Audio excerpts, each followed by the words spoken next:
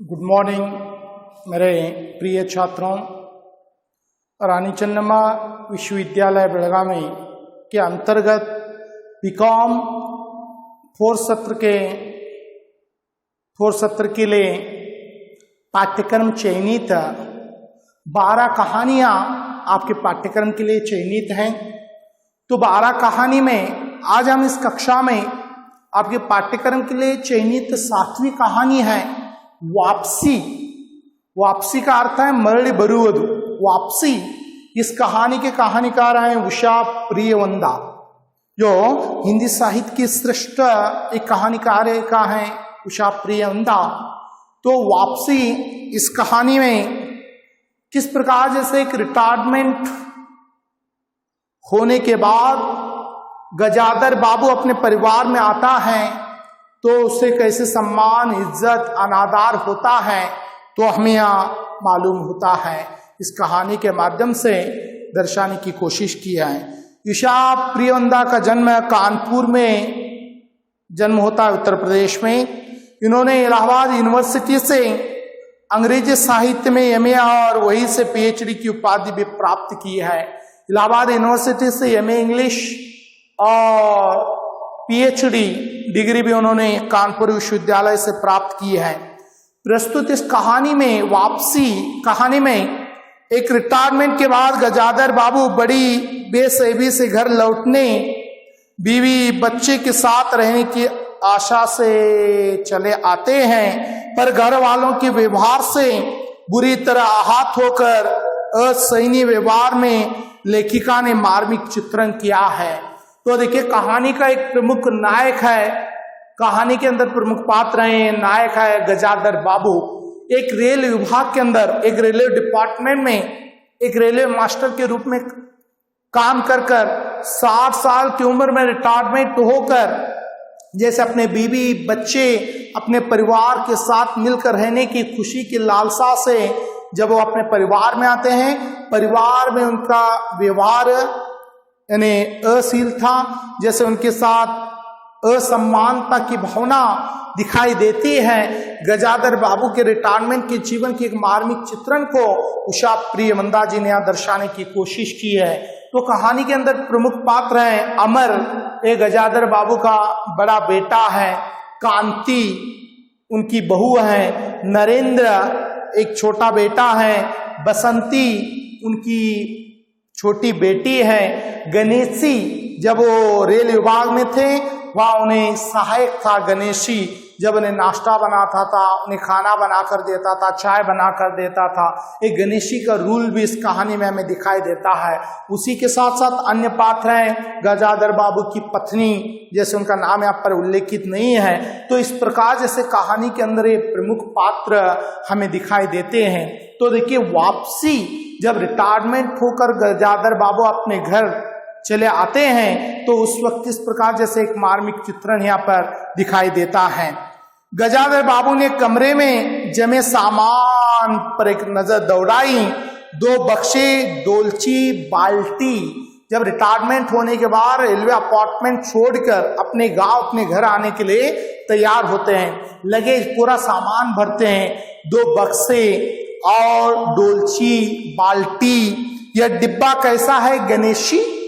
गणेशी से पूछते हैं, ये डिब्बे में क्या है, तुम डिब्बा लेकर आए हो? उन्होंने पूछा। गणेशी ने बिस्तर बांधता हुआ कुछ गर्व कुछ दुख के साथ लज्जा से बोला। गणेशी उनका नौकर है। लज्जा से शर्मिंदा होते हुए गणेशी बोलता है जैसे किस प्रकार जैसे एक मार्मिक रूप में जवाब देता है।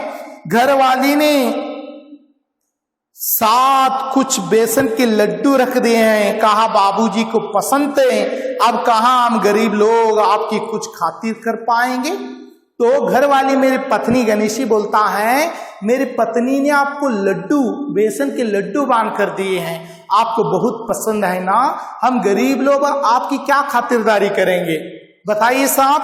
कहते हैं तो कहाँ बाबूजी को पसंद थे, अब कहाँ हम गरीब लोग आपकी खातिरदारी करेंगे। घर जाने की खुशी में भी गजाधर बाबू ने एक विषाद का अनुभव किया। तो घर जाने की और रिटायरमेंट होकर घर जाने की तो खुशी है, लेकिन पूरा ये 30 साल तक जो उन्होंने गणेशी के साथ बिताए थे, ये वातावरण, ये प्रकृति वातावरण को छोड़कर जाना भी उन्हें दुख होने लगा है। जैसे एक परिचित स्नेही आदरमय सह संसार से उनका नाता टूट रहा था। एक परिवार के सदस्य ऐसा था गणेशी, आज उसके साथ उनका रिलेशन टूटने लगा है। गणेशी को छोड़कर गजाधर बाबू अपने परिवार, अपने घर जाने के लिए तैयार हो गए हैं। कभी कभी हम लोगों की भी खबर लेते रहेगा, गणेशी कहता है बाबूजी कभी कभार हमें भी याद कीजिएगा, हमारी खबर लेते रहिएगा। गणेशी बिस्तर में रस्सी बांधता हुआ बोलता है बाबूजी हम गरीब लोग हैं, कभी कभार हमारा भी ख्याल कीजिएगा, कभी कुछ जरूरत हो तो लिखना गणेशी, इस अगन तक बिटिया की शादी कर दो। गजेंद्र बाबू कहते हैं कुछ भी अगर जरूरत हो तो मुझे पत्र लिख देना, और इसी साल में अपनी बेटी का भी विवाह जल्द से कर दो, कहते हुए गणेशी को गजाधर बाबू कहते हैं। गणेशी ने अंगोछे के छोर से आंखों पोंछने लगा। गणेशी की आंखों में आंसू आने लगे। अंगोछा लेकर आंखें पोंछते हुए बोला अब आप लोगों का सहारा देंगे तो कौन देगा बाबूजी, मेरे बेटी की शादी के लिए सहारा आप हैं, अगर आप सहारा देंगे तो सब कुछ होगा बाबूजी। आप यहाँ रहते तो शादी में कुछ हौसला रहता, अगर आप यही रहते मेरे बेटी की शादी में मुझे धैर्य, साहस, हौसला रहता बाबूजी, आपकी कृपा मेरे ऊपर बनी रहती। गजाधर बाबू चलने को तैयार बैठे थे, पूरा सामान बांधकर रिटायरमेंट हो गए हैं, अब घर जाने के लिए तत्पर हैं। रेलवे क्वार्टर का वह कमरा जिन्हें उन्होंने कितने वर्ष बिताए थे, रेलवे क्वार्टर्स के अंदर 25-30 साल उन्होंने अपना जीवन व्यतीत किया था, आज वो छोड़कर जाना भी उन्हें थोड़ा दुख होने लगा है। उनका सामान हट जाने से कुरूप और नग्न लगने लगा है। पूरा कमरा जब सामान हटने से कुरूप, नग्न, खुला खुला महसूस होने लगा है और नग्न जैसे एक रोगी की तरह दिखने लगा है। आंगन में रोपे पौधे भी जान पहचान के लोग ले चले गए।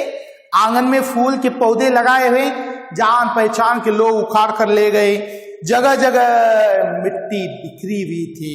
मन आकड़े कड़े बिद्दित्तु आ गिಡಗಳನ್ನು ಹೂವಿನ ಗಿಡಗಳನ್ನು ಕಿತ್ಕೊಂಡು ಹೋಗಿದ್ದಾರೆ ಪರಿಚಿತದವರು। पत्नी बाल बच्चों के साथ रहने की कल्पना है। मेरी पत्नी मेरे बच्चों के साथ जो आगे का जीवन व्यतीत करना की आशा उम्मीद के सारे गजाधर बाबू जाने लगे हैं। बीच एक दुर्बल लहर की तरह उठकर विलीन हो गया। दुर्बल यानी वीकनेस की तरह विलीन हो गया। गजाधर बाबू खुश थे, बहुत खुश। 35 साल की नौकरी के बाद रिटायर होकर जाने लगे हैं। तो देखिए गजाधर बाबू 35 ईयर, तो देखिए 35 साल नौकरी कर कर आज रिटायरमेंट होकर अपने घर जाने लगे हैं। तो आज अपने पत्नी अपने बच्चों के साथ मिलजुल कर रहने के लिए आज उनके अंदर एक खुशी है। उन्होंने अधिकांश समय उन्होंने अधिक रहकर काटा था। ज्यादातर समय उन्होंने अकेले रहकर उन्होंने अपना समय काटा था। तो आज यही खुशी लेकर, यही लालसा लेकर गजाधर बाबू आज क्या करने लगे, जैसे अपने रिटायरमेंट होकर रेलवे डिपार्टमेंट से 35 साल 35 ईयर रिटायरमेंट होकर अपने परिवार सदस्य जैसे गणेशी को छोड़कर जाने को भी उन्हें दुख होने लगा है। पूरा सामान लेकर जाने के लिए वो भी इस रेलवे क्वार्टर छोड़कर जाने का दुख होने लगा है। लेकिन उसी परिवार की तरफ अपने पत्नी अपने बाल बच्चों के साथ मिलकर रहने की लालसा उम्मीद के सहारे जैसे जाने की खुशी की उमंग में गजाधर बाबू आगे बढ़ते हैं। तो छात्रों आज इस कक्षा में हम यही रुक जाते हैं और अगली कक्षा में इस वापसी कहानी को लेकर और आगे बढ़ेंगे। तब तक के लिए आप सबको मनपूर्वक धन्यवाद। Thank you so much.